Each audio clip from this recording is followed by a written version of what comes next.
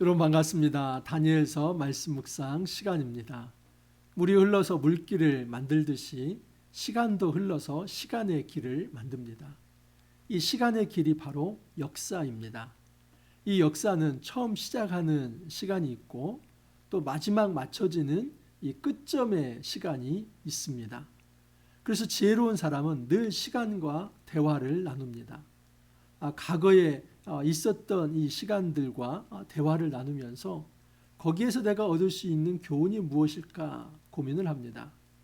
그리고 현재의 시간과 대화를 나눕니다. 나는 지금 무엇을 하고 있고 왜 이 일을 하고 있는지 그 가치평가를 늘 하는 것입니다. 또 지혜로운 사람은 아직 미래에 일어나진 않았지만 그 미래에 일어날 시간들과 끊임없이 대화를 나눕니다. 이처럼 과거와 미래의 시간과 대화를 나누면서 현재 자신의 시간을 성찰하는 것, 이것이 바로 역사의식이 있다라고 말을 하는 것입니다. 역사의식이 있는 사람들은 이처럼 늘 시간과 대화를 나누면서 오늘 하루의 삶을 어떻게 가치 있게 살아갈까 고민을 합니다. 여러분 정말 가치 있게 살려고 한다면 하나님의 시간표를 제대로 이해할 필요가 있습니다. 우리 하나님께서 이 땅의 역사를 어떻게 이루어 가시는가 그것을 제대로 파악할 필요가 있습니다. 동양의 윤회론적 세계관을 가진 사람들의 특징이 있습니다. 여러분 이들은 허무주의에 빠져 있습니다. 그리고 불가지론에 빠져 있습니다. 사실 여러분 동양의 윤회론적 이 세계관은 시작도 없고 끝도 없습니다. 이 세상의 기원에 대해서 절대 말하지 않습니다. 도대체 이 세상이 어디에서 생겨났고 또 언제 망할 것인가 이런 관심도 없습니다. 사람이 죽어서 끝나는 것이 아니라 사람은 자연의 일부가 될 뿐이라고 합니다. 그래서 이런 세계관을 가장 잘 설명하는 게 뭡니까? 원이죠. 원. 그래서 또 원불교도 있지 않습니까? 그래서 그 원의 테두리 내에서 살아가는 것입니다. 인간이 마치 그 수레바퀴 같이 그렇게 하나의 어떤 쳇바퀴를 돌듯이 그렇게 그 원 속에서 그리고 돌고 또 돌고 돕니다. 이것이 시간의 흐름이죠. 근데 여러분 이런 세계관에 빠져 있으면 자칫하면 허무주의에 빠지고 불가지론에 빠지며 이 땅에서 내가 의미 있게 살아가는 것이 어떤 의미가 있을까 하는 그런 어떤 패배주의적 생각을 많이 가지게 됩니다. 기독교적 역사관은 이것과 전혀 다릅니다. 여러분 기독교적 역사관을 단순 직선 발전사관이라고 합니다. 이 단순 직선 발전사관이라는 건 뭐냐면 처음 시간이 있고 그리고 흘러가는 발전의 역사가 있고 그리고 직선으로 나아가서 마지막 끝점이 있다는 것입니다. 시작점이 무엇입니까? 하나님의 창조이죠. 그러나 그 창조의 역사 속에서도 이 인간의 타락으로 인해서 이 하나님의 이 백성들이 이 반역의 삶을 살아갑니다. 하나님은 거기에서 다시 예수 그리스도를 통해서 그 백성들을 죄에서 구원하실 계획을 가지시고 하나님 나라 역사를 이끌어 가십니다. 그래서 창조와 타락과 구원의 역사, 그 구원이 완전하게 성취되는 시점이 바로 예수님의 재림의 시점이다 하는 것을 어제 말씀을 드렸습니다. 하나님께서 성경 66권을 통해서 이 하나님의 시간표를 너무나 알기 쉽게 잘 설명해 주었습니다. 그러므로 지혜로운 사람은 단순히 이 세상의 세속의 역사관 정도에서 어떤 내가 살아갈 삶의 교훈이나 도리를 얻는 것이 아니라 성경을 통해서 이 하나님의 시간이 어떻게 흘러가는가 하는 것을 깨닫게 됩니다.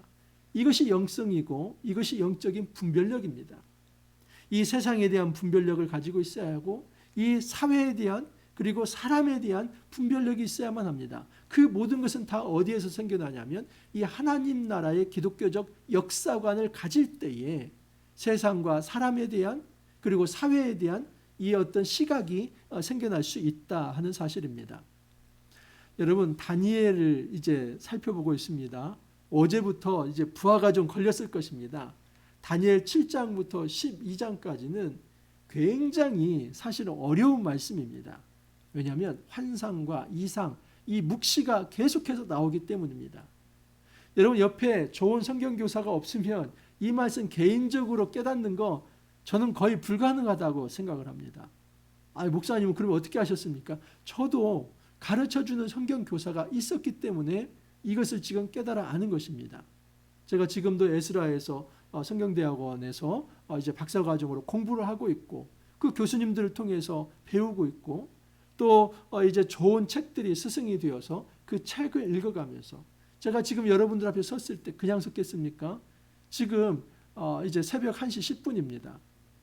지금 그 전날부터 공부해가지고 또 이제 여기다 옮겨 적고 또 여러 번 반복해보고 그러고 지금 여러분 앞에 서는 것입니다.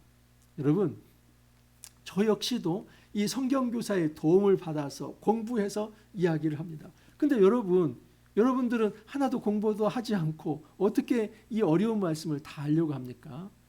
제발 이 다니엘서 말씀을 묵상할 때 조금이라도 더 이제 이 묵상 해설에 좀 귀 기울여 보시고 이 말씀을 좀 찬찬히 한번 짚어가면서 이제 묵상을 해보시면 좋겠습니다. 쉬운 말씀만을 계속 먹다 보면은 절대 어려운 말씀이 올 때에 그것을 소화하지 못합니다. 그러면 언제나 그 사람은 주일학교 수준에서 일생을 끝낼 수도 있습니다. 여러분, 다니엘서 말씀이 어려운 것은 분명하지만 이 다니엘서 말씀이 우리가 전혀 이해할 수 없는 말씀도 아닙니다. 자, 여러분, 어제부터 이제 굉장히 이 다니엘서 말씀이 좀 어려워지기 시작했는데 하나님께서 전체 시간을 다 이야기하기 때문에 그것이 받아들이기에 정말 소화불량이 될 정도입니다. 구약의 종말론만이 아니라 이 다니엘에 나와 있는 이 종말적 세계관을 예수님께서는 그대로 끄집어와 쓰시면서 2000년 전에 예수님께서 이 종말이 시작되었다고 말씀하시고 다시 예수님께서 또 약속합니다. 예수님이 재림하실 때 이 종말의 시간, 하나님 나라의 시간이 완전하게 성취될 것이다. 그것을 말씀을 합니다. 그래서 대략적으로 어제 이 계시의 발전성이라고 하는 그 시각 속에서 어떻게 지금 이 다니엘서 말씀이 예수 그리스도를 통해서 이루어지는지 개략적으로 말씀을 드렸습니다. 자, 오늘 말씀에서도 이제 계속 나타나는데 어제 말씀에 이어서 여러분 오늘 말씀은 그 말씀에 대한 해석인데 이 마지막 네 번째 짐승의 존재가 무엇인지에 초점이 맞춰져 있습니다. 어제 다니엘이 환상을 보았지요. 오늘 말씀도 보면 나 다니엘이 중심에 근심하며 내 머릿속에 환상이 나를 번민하게 한지라. 어제도 제가 말씀을 드렸는데 여러분이 다니엘이 예전에는 꿈을 해석해 주는 사람이었지만 지금은 꿈을 꾸는 자입니다. 그런데 그 꿈을 누가 해석해 주는 사람이 없기 때문에 다니엘도 역시 번민하고 있다라고 말을 합니다. 그래서 다니엘이 그 환상 속에 하나님 보좌가 있고 그 보좌에 모셔선 자들이 있는데 그 모셔선 자들의 한 사람에게 이제 물어봅니다. 그랬더니 그 사람이 이렇게 대답을 해주는 것입니다. 그 내 큰 짐승은 세상에 일어날 내 왕이라. 지극히 높으신 이의 성도들이 나라를 얻으리니 그 누림이 영원하고 영원하고 영원하리라. 이 내 짐승은 내 왕이다. 사실은 내 짐승은 내 나라라고 말하는 것이 좋습니다. 특히 제국을 얘기하죠. 그래서 이 첫 번째 짐승은 바벨론, 두 번째 짐승은 메대, 세 번째 짐승은 바사, 페르시아를 의미하고 네 번째 짐승은 바로 헬라, 그리스를 의미합니다. 자, 여기까지 제가 이제 말씀을 드렸고, 근데 오늘 말씀에는 이 네 짐승을 다 다루는 게 아니라 그 중에 다니엘 하나에 꽂히는 짐승이 있습니다. 그게 뭐냐면 네 번째 짐승입니다. 이 첫 번째 짐승도 잔혹하고 굉장히 폭력적이었지만 이 네 번째 짐승은 다른 세 번째 짐승과 비교할 수 없을 정도로 더 폭압적이고 폭력적이고 잔인한 모습을 보입니다. 자, 19절 이하를 보면 이에 내가 넷째 짐승에 관하여 확실히 알고자 하였으니 곧 그것은 모든 짐승과 달라서 심히 무섭더라. 그 이는 쇠요 그 발톱은 노시니 먹고 부서뜨리고 나머지는 발로 밟았으며. 여러분, 지금 이 네 번째 짐승은 첫 번째, 두 번째, 세 번째보다 가장 강력하고 또 아주 극악무도하고 그러면서도 굉장히 잔인한 존재다라고 이야기를 합니다. 이 이빨이 쇠입니다. 발톱은 노십니다. 발로 모든 것을 다 밟아서 부서뜨립니다. 머리는 10뿔이 있고 그 10뿔 중에서도 또 11번째 뿔이 나와가지고 나머지 3뿔을 몰아낸다고 합니다. 그리고 그 뿔에는 눈도 있고 큰 말을 하는 입도 있습니다. 사실 여러분, 이 마지막 네 번째 짐승이 헬라라고 얘기했죠. 그 헬라의 열 뿔은 뭘 얘기하냐면 열 왕을 얘기합니다. 이 셀류쿠스 왕조를 얘기합니다. 근데 그 중에 마지막 세 왕을 밀어내는 존재가 있는데 안티오코스 4세 에피파네스입니다. 여러분, 이 안티오코스 4세라고 하는 사람이 얼마나 신성모독적인 이 어떤 지존 행사를 하며 왕노릇을 한 사람인가 하냐면 이 동전이 있습니다. 이 동전에 어떤 글이 쓰여 있냐면 이런 글이 쓰여 있습니다. 바실레오스 안티오쿠 세우 에피파네스 그럽니다. 여러분, 바실레오스 하면 왕이라는 의미입니다. 안티오코스, 이것은 이제 그 안티오코스의 이름이죠. 그리고 세우, 이 하나님의, 그리고 에피파네스, 이것은 나타남이라는 의미입니다. 그러니까 이제 왕, 이 안티오코스는 신의 나타남이다. 이것을 동전에 썼습니다. 그러니까 이 안티코스 에피파네스는 지금 자신을 무엇으로 주장하고 있냐면 내가 바로 신이다. 그러니까 얼마나 신성 모독적 행동을 한 사람입니까? 굉장히 극악무도한 사람입니다. 안티오코스 4세 이 에피파네스가 결국은 이 성전에 들어와서 그 성전을 회파하고 거기에 어떤 주신을 세우고 그리고 거기에 돼지 피로 제사를 하고 정말 이스라엘 사람들이 기겁하는 행동들을 했습니다. 그리고 모든 절기나 그리고 모든 어떤 이제 여호와 신앙의 어떤 체계 자체를 무너뜨린 사람이 바로 이 안티오코스 4세 에피파네스입니다. 자, 그래서 그 모양이 그 동류보다 커 보이더라. 내가 본즉 이 뿔이 성도들과 더불어 싸워 그들에게 이겼더니, 여러분, 그 뿔이 성도를 이깁니다. 자, 그런데 그 다음이 중요합니다. 옛적부터 항상 계신 이가 와서 지극히 높으신 이의 성도를 위하여 원한을 풀어주셨고 때가 이름에 성도들의 나라를 얻었더라. 여러분, 이 안티오코스 4세 에피파네스가 이 얼마나 극악무도하게 이 유대인들을 학살을 하고 또 이 성전의 여호와 신앙을 회파를 했는데 중요한 한 가지 희망이 있습니다. 그건 뭐냐면 하나님께서 그를 무너뜨릴 것이다. 그리고 결국은 성도들이 승리할 것이다 라고 이야기를 합니다. 자, 23절에서 지금 27절이 바로 그것에 대한 해석의 말씀이었습니다. 자, 그런데 한 가지 25절에 중요한 때가 나옵니다. 그가 장차 지극히 높으신 이를 말로 대적하며 또 지극히 높으신 이의 성도를 괴롭게 할 것이며 그가 또 때와 법을 고치고자 할 것이며 성도들은 그의 손에 붙임 바 되어 한 때와 두 때와 반 때를 지내리라.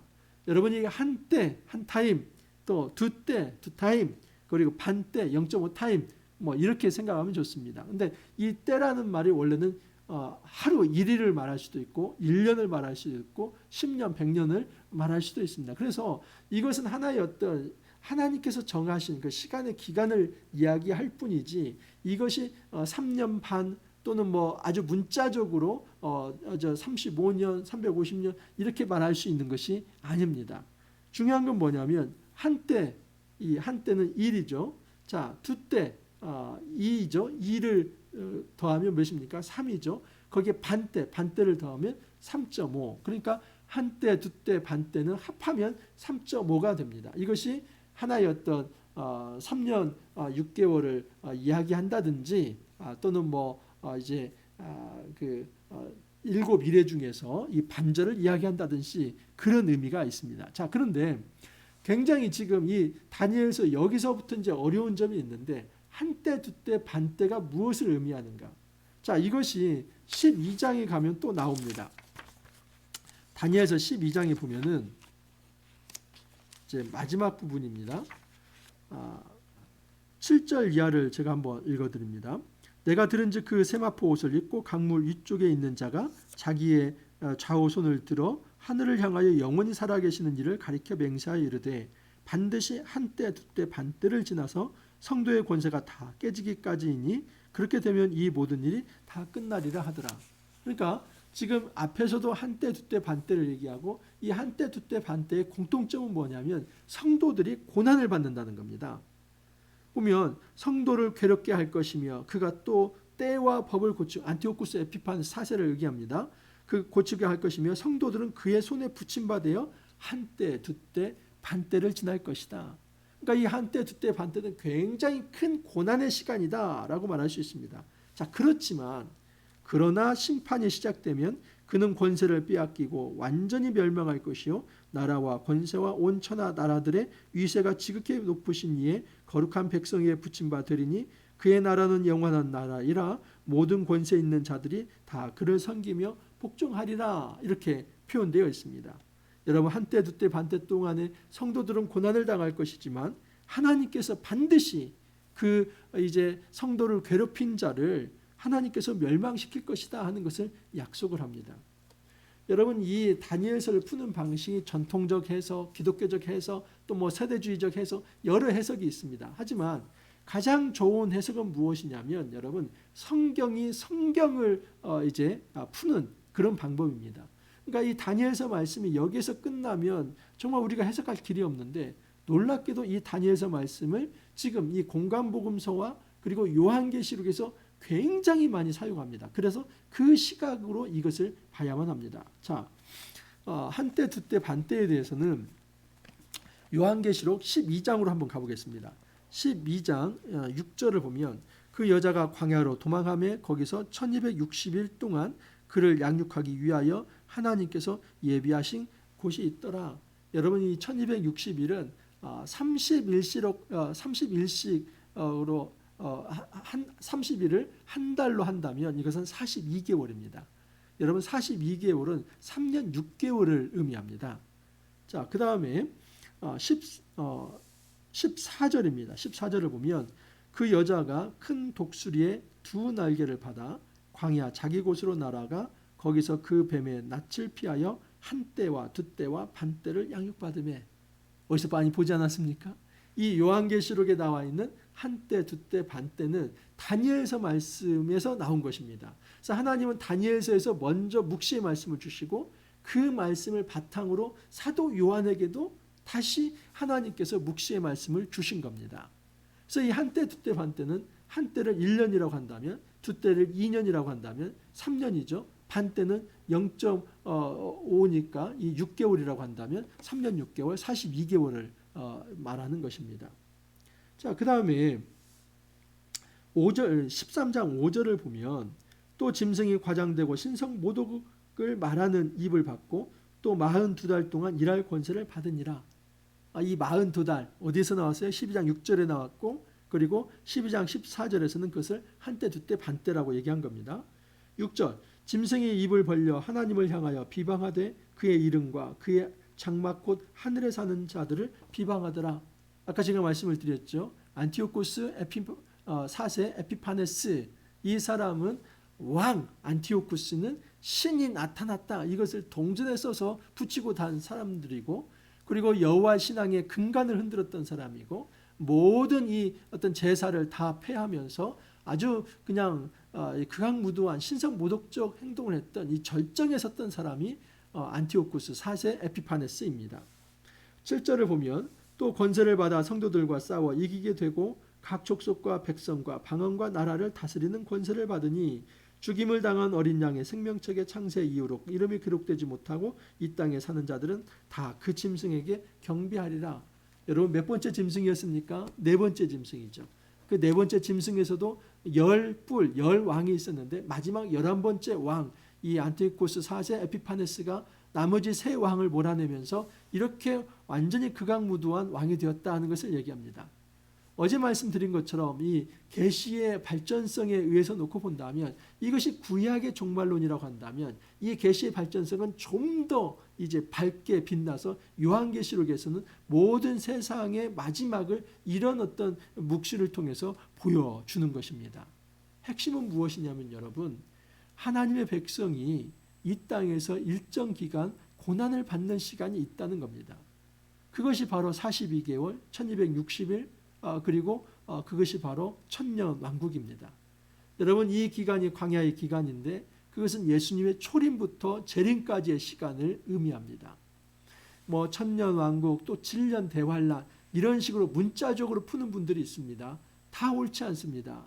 이 천이라고 하는 숫자 1260일 42개월 한때 두때 반때는 무엇이냐면 예수님의 초림부터 재림까지의 그 기간을 이처럼 상징적으로 이야기를 한 것입니다.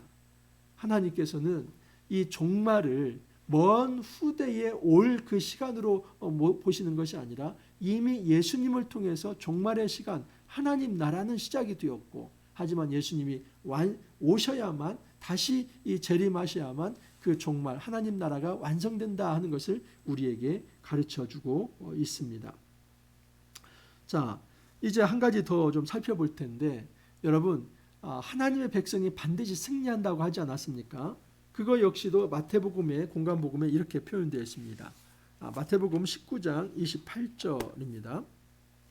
예수께서 이르시되 내가 진실로 너희에게 이르노니 세상이 새롭게 되어 인자가 자기 영광의 보좌에 앉을 때에 나를 따르는 너희도 12 보좌에 앉아 이스라엘 12지파를 심판하리라 라고 말씀을 합니다. 여러분, 다니엘서 말씀으로 다시 한번 와보겠습니다. 27절, 나라와 권세와 온 천하 나라들의 위세가 지극히 높으신 이의 거룩한 백성에게 붙임받으리니 그의 나라는 영원한 나라이라 모든 권세 있는 자들이 다 그를 섬기며 복종하리라. 그 고난받고 괴롭힘받고 학대받고 핍박받던 성도들이 이제 다시 나라가 회복이 되어서 하늘 보좌 위에서 하나님과 함께 심판 자리에 앉게 될 것이다. 여러분, 공관복음에서 그것을 얘기한 것입니다. 예수께서 이르시되 내가 진실로 너희에게 이르노니 세상이 새롭게 되어 인자, 이 인자가 다니엘서 7장 13절 14절에 나온 그 인자입니다. 인자가 자기 영광의 보좌에 앉을 때 나를 따르는 너희도 12 보좌에 앉아 이스라엘 12지파를 심판하리라. 여러분, 찾아보지 않겠지만 계시록 3장 4절에도 이런 말씀이 나와 있습니다.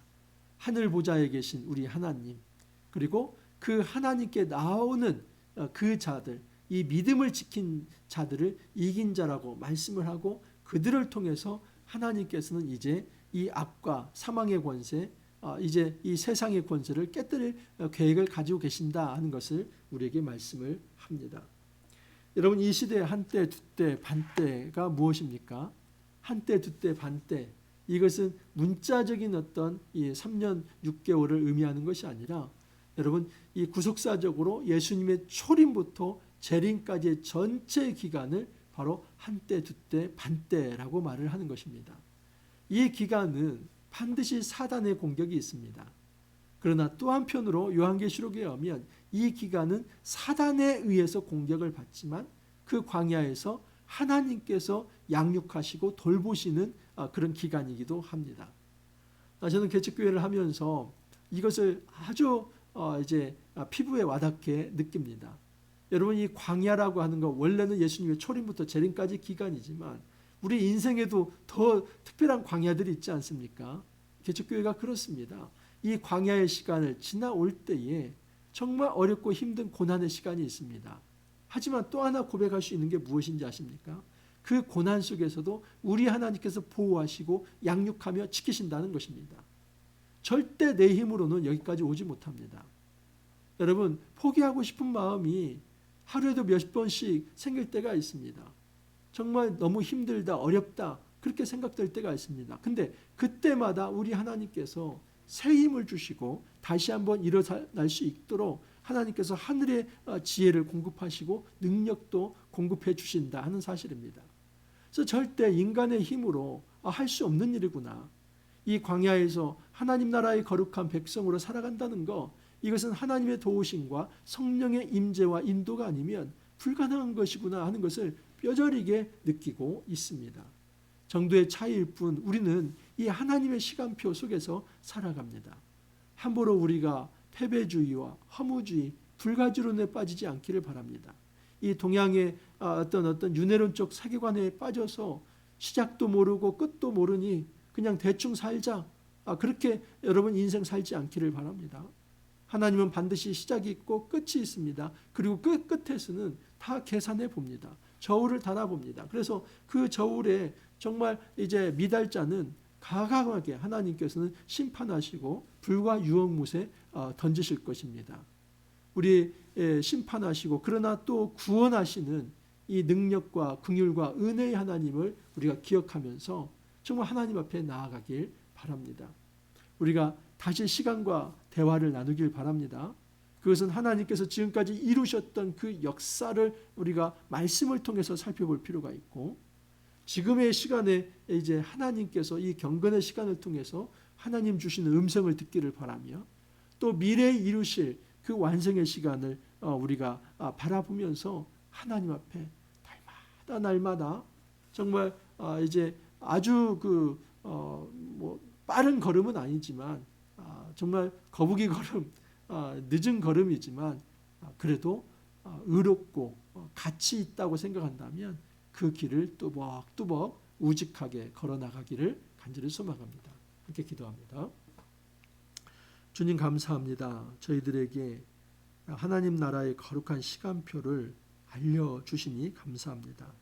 한때, 두때, 반때가 이제 요한계시록의 1260일 42개월 한때, 두때, 반때이며, 이 기간이 예수님의 초림부터 재림까지의 기간이라는 것을 저희들에게 가르쳐 주시니 감사합니다.